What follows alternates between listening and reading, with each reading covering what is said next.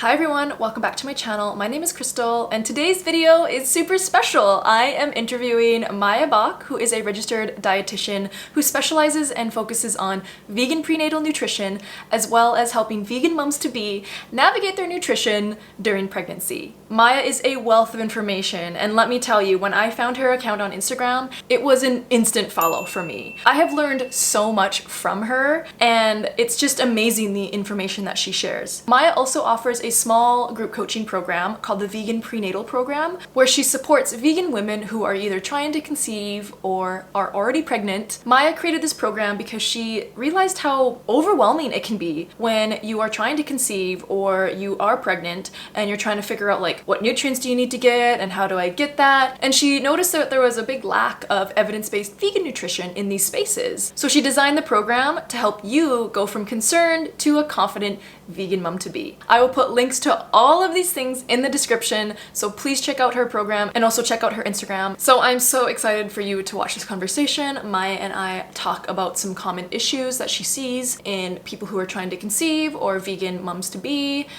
in the way that they approach diet. She also talks about some really easy tips and tricks on how to make sure that you are hitting your nutrient goals and what the nutrients of importance are. And we also talk about a few other things as well. So without further ado, here is our conversation. Now, I will say quickly that we did record this on Zoom, so the picture quality is not like the most clear and crisp, but the information quality is top notch. And so I hope you enjoy our conversation. So hello, Maya. How are you doing today? Hi, Crystal. I am super excited to be here. Oh, I'm so excited for our chat today, and thank you so much for taking the time to join me. For anyone who may have missed my intro at the beginning of this video, Maya is a registered dietitian based in the United States, and her specialty and focus is on vegan prenatal nutrition, as well as supporting vegan moms-to-be with their nutrition during their pregnancy. And so I know that's a very short and sweet intro, but is there anything that you wanted to add to that? Yeah, well, thank you for that intro, and that about covers it. One thing I want to say is whether you're currently expecting or planning for a pregnancy, there's no better time to start focusing on nutrition. Nutrition sooner is always better than later. So you don't have to be pregnant, I guess is my point, in order to focus on what you're eating. Perfect. Yeah, thank you for adding that. I mean, that's so great to know, right? Because so many of us kind of, I think, focus on when we kind of realize like, oh my goodness, we're pregnant, and it's like, okay, now I gotta like do everything, right? Yeah, yeah, and most of the women that I see and that I work with, they've been vegan for a number of years. They feel confident, comfortable with eating that way for themselves. Then all of a sudden they're like, oh my gosh, now it's not just me, it's a baby. And am I doing everything right? What do I need to be doing more of, less of, kind of refining and tailoring. So it's definitely different.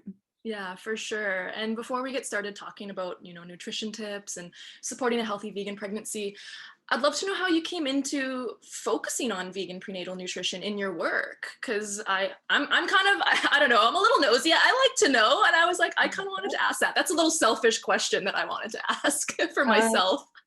First of all, I love that you asked that. I actually recorded episode 1 of my podcast yesterday. Well, Talked about, I know, talked about my journey into how I got into this space. So it actually wasn't until last year. My sister in 2020 shared that she was expecting her first baby, which is super exciting. And she, as a dietitian, I wanted to support her, right? She doesn't identify as vegan. I am vegan. And when I was looking at the prenatal nutrition recommendations, I mean, looking back now, I don't know why I was so shocked, like considering yeah. the general guidelines. And I was like, eat fish for DHA, eat red meat for iron. I was like, there has got to be a better way to provide support to women who are choosing not to eat animal products for their pregnancy. So looking at what does the research say? What is it, what are the gaps? I just found this opportunity to support women who maybe had low access to support or didn't have a supportive provider as a dietitian, and switch from general nutrition to prenatal. Wow, that's amazing. And your work is so valuable because I know so many people that need support in this area. And like you said, like the guidelines and just the fertility community in general, there's a lot of misinformation, which Yeah. can be, I'm sure you're very frustrating for you. But sometimes it's not always the most vegan friendly too, which is really sad because that's not really evidence-based, right? And that's why I appreciate your work, because you're very evidence-based. And so, the things that you say, I'm like, yes. And I just love that you come from a place where you're supporting people, but it's also from an evidence point of view versus bias, or that kind of stuff. And so yeah, I just really appreciate that. So that's really cool. Thank you for sharing a little bit about that. And I think, has your sister had the baby? She has baby Yeah. girl, baby Oh, more. Yeah. congratulations. Oh, that's so fun. I'm sure she really appreciated you being there to support her as well, Yeah. right? I mean, sometimes, I can be pushy too. Like, "Ah, this is like the best cereal. This is like what, like do this, do that." But, Yeah. big sister and dietitian and, passionate about this. So yeah. And I really want to expand quickly on what you just said, Crystal, because I know you and I have gone over a little bit through like chat and DMs, Mm-hmm. because it is frustrating seeing that these animal products are being recommended, especially in the fertility space, to support women's health. And I am really careful to make recommendations that aren't just like, oh, you don't have to eat animals, because like you love them. It's like, no, you don't have to eat animals because you can get your iron from these sources, and the evidence is very clear. There's research behind my statements. It's not just like, eat whatever you want and like, you know, spinach will be fine. No, like there are certain ways to do it and certain ways not to do it. And um, sticking close to the evidence is something that I, especially in this space, feel very passionately about. So yeah, and I know you and I have chatted about it before, but I appreciate you bringing it up. Yeah, I know, and I appreciate what you do so much, because you bring a lot of clarity to the space, and it's really nice, so people can like lean on that. Something that I wanted to ask you about is, have you noticed any like common kind of issue in people eating a vegan diet when it comes to prenatal and pregnancy nutrition that maybe they just didn't realize that they were doing, or they just haven't really clued in when it comes to what they should be kind of like changing when they're switching into this kind of new, I guess, life stage, if you will? Yeah, so great question. And there are a couple of, I guess you could call them themes for what people are doing. So again, most of the women that I work with, they've been vegan for a while and they feel like good and confident about that. One of the things that I see is they are like over rotating on a lot of carb-based foods like breads Right, and right. pastas, which do contain nutrients, are great. But protein especially becomes more important in your protein needs during pregnancy from, preconception. Um, that there can be some disconnect. Like, yes, we want to make sure that we are getting those carbs and those fats and stuff, but we also make sure that we are getting um, some protein and focusing on those small swaps that can make a big impact. So I actually just got a DM from one of my clients this morning showing me a photo of her smoothie. She was like, "Oh my gosh, Maya, I added tofu to my smoothie and it's amazing." And she's been really struggling, Right.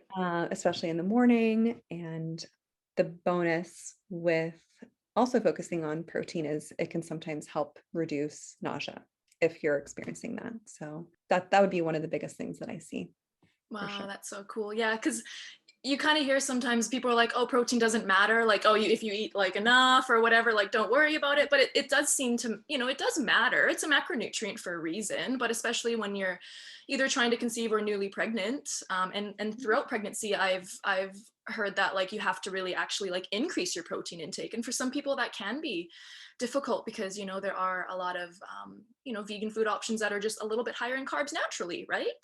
So that's like a really, yeah, that's a really great tip. And so do you recommend like how would someone make sure that they're getting enough like protein and iron and all of these kind of nutrients that we have to be more concerned about? I know on your Instagram you have so many tips, so like Yeah. check Maya's Instagram out. And you just talked about different like food swaps. But do you Yeah. recommend like people, tracking or anything like that? Just making sure that they're covering everything. Yeah, great question. So, yes, I recommend tracking, not indefinitely, not for all 9 months, um, but at least getting some insight into where am I right now?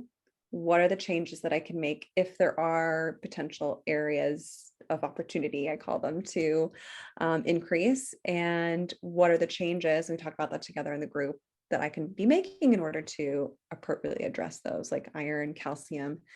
And it's interesting, on this past week's group coaching call, one of the women, and this started a group conversation, she is having this struggle, you could say, around tracking.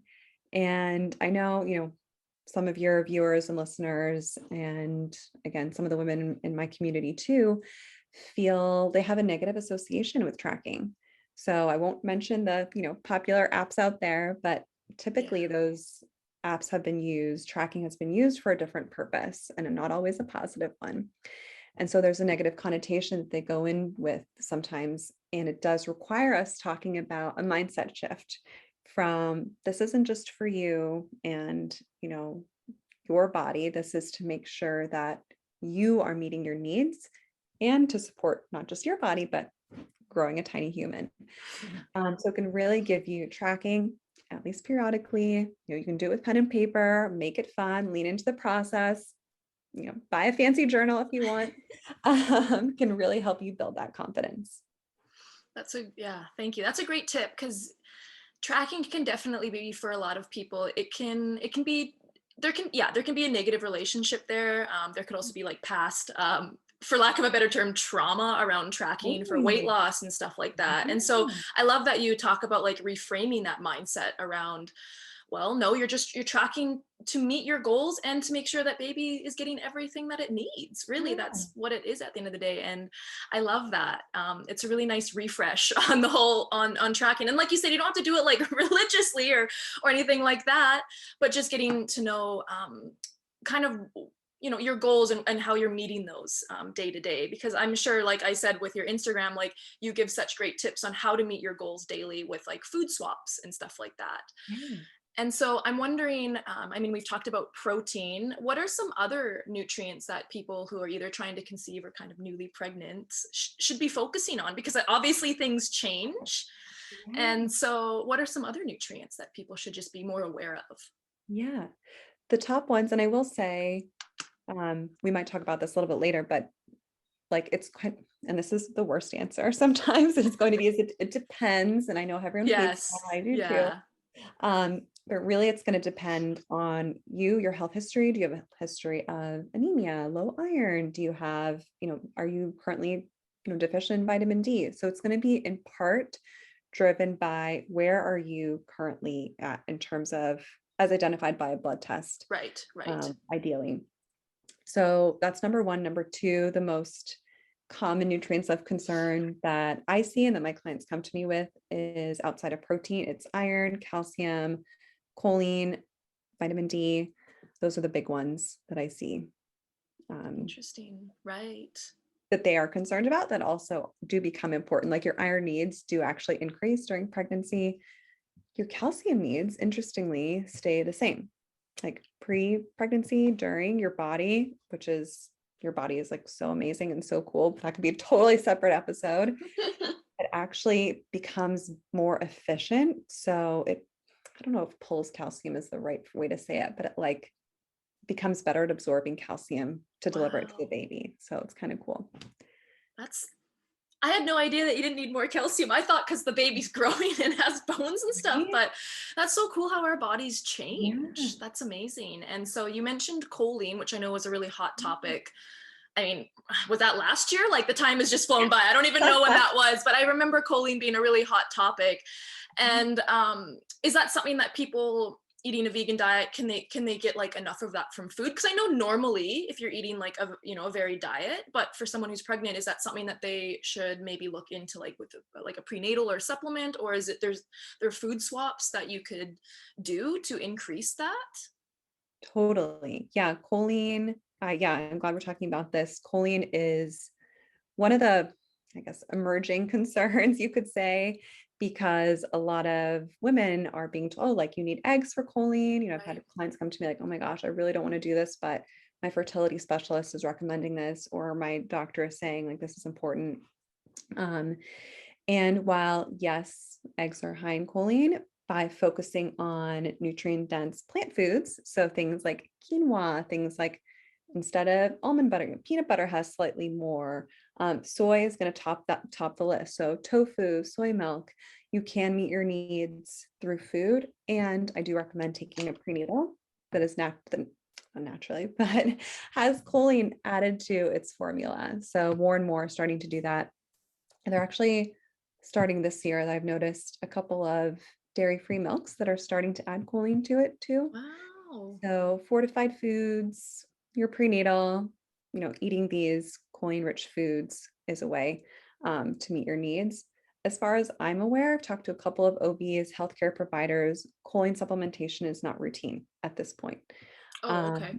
So just something to obviously, have that discussion with your licensed healthcare provider to make sure and yeah, you can meet your needs for sure.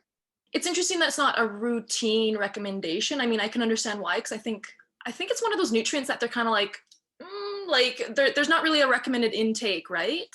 But it is important for pregnancy, is it? Yeah. So there is a goal, and one of the tracking tool that I use for my clients now, I'm considering switching, but is they don't include choline as a part of their micronutrient panel because the USDA doesn't have enough information about choline. So like we don't have a full picture yet. Your body actually also makes some choline naturally. So it's a little bit of a stay tuned area.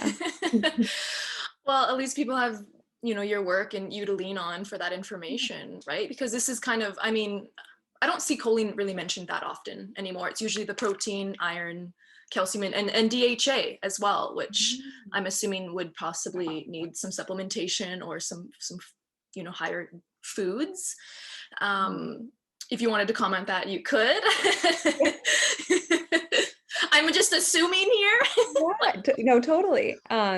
It's interesting. Some of my clients, they're like, their doctors are take DHA, something, are starting to recommend that. Right.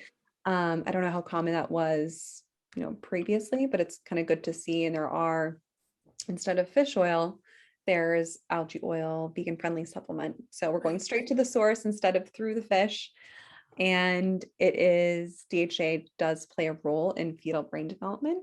So it's a good idea to supplement. Like things like walnuts and flax seeds are high in omega-3s, but the conversion, we won't go down that path. Yeah, no, I know that's like a whole science episode and stuff, but especially when you're pregnant, you just need to make sure that you are hitting those and not really, you just, because we don't know how each of us converts, right? We're all just different with converting ALA. So yeah, no, I've looked into that a lot and I'm like, okay, so yeah, everyone has specific needs, there's no blanket statements. And so you brought up, talking to your doctor a few times in our conversation already. And is that kind of the first step that you would suggest to people who are, either trying to conceive or newly pregnant, just to talk with their doctor and maybe get like testing or something done to see where they're at and cover their bases? Yeah, absolutely. Get a blood test if possible. Just that will help give you a good picture in terms of, or picture insight into your body. So what are the nutrients to focus on or to address in terms of food and or supplementation? Because without that, you're kind of only guessing, Right. So. Right. Yeah, and finding a doctor you vibe with is probably pretty important too, right? Oh my gosh. I know that can be difficult for sure. Yeah. Alignment is key, if possible, to right. try to seek someone out. And so is there anything that you suggest? Because I know that a lot of people, they will go to a health provider to like figure these things out. And sometimes a health provider isn't always, on the same path as them in regards to like their vegan diet. And that can be frustrating to say the least.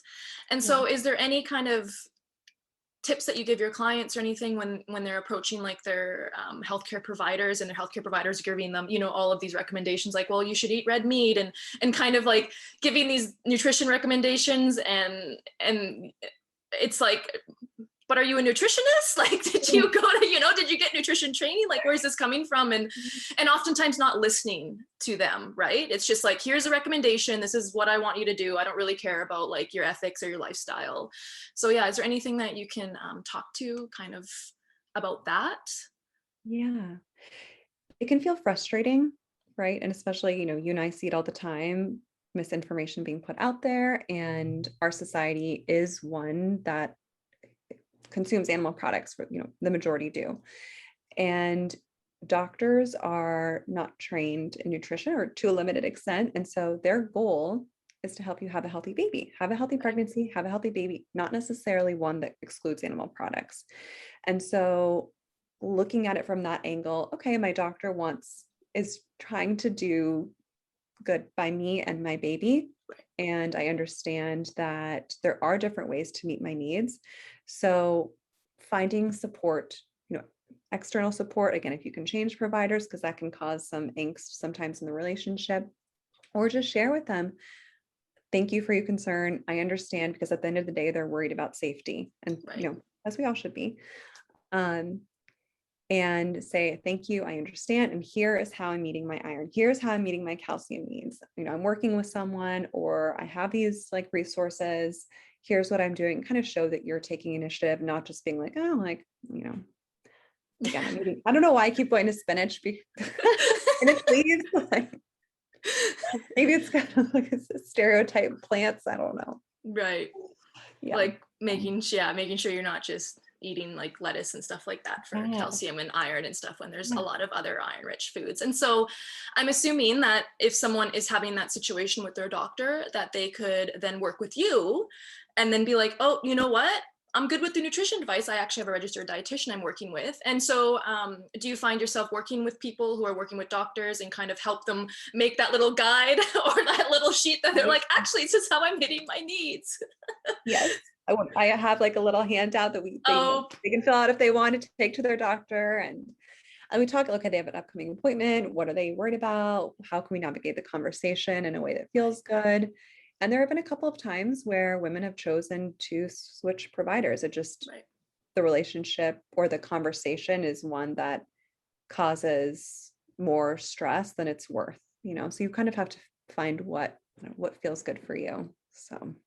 Okay, well, that's really awesome. Yeah. And how would people go about accessing your services if they want to reach out to you because they're maybe in this situation, or they want to make sure that they're getting all their needs before they try to get pregnant? Because I know that's a really big thing, that you want to make sure your body's like, this beautiful, amazing vessel before you get pregnant, because obviously supporting yourself before makes a big difference. So how would people be able to like access your services? Yeah, so you can find me on Instagram. I'm at vegan.prenatal.nutrition. Send me a DM. Would love to hear from you. Right now I'm running a group coaching program. It's 6 weeks and making a few little updates and changes. Next week we have a vegan mom to be mocktail hour. There has to be a shorter name for that, but I don't know what it is yet. And it's just a community of like-minded women for you to connect with, and also for you to get real, like, tangible information, so you can build that confidence. That's amazing. Yeah, having a community, especially of vegan women coming together who are going to be moms to be or planning on that must be so supportive, and it must feel really good to be able to cultivate that space, because it can, even in the best of times, it can feel isolating, but now things, I'm sure the last few months have been really isolating for people, or even the last year, right? And so that's really amazing. So yeah, I'll put all that information in the description down below, because I want people to access your services. Even just like following you on Instagram. I'm not in this space right now, but I was like, this sounds fun. I want to be part of this, this prenatal group, just to learn more. But I'm like, well, that doesn't really make sense right now. But it's just like, because everything is so accessible that you talk about, and you make it so like fun that it's almost like, well, I want to be part of it. So that's really good to know. And I'll put all that information in the description down below. But is there anything else that you want to like touch on before we like end our chat, or anything that we didn't really touch on, or anything that you want to leave people with?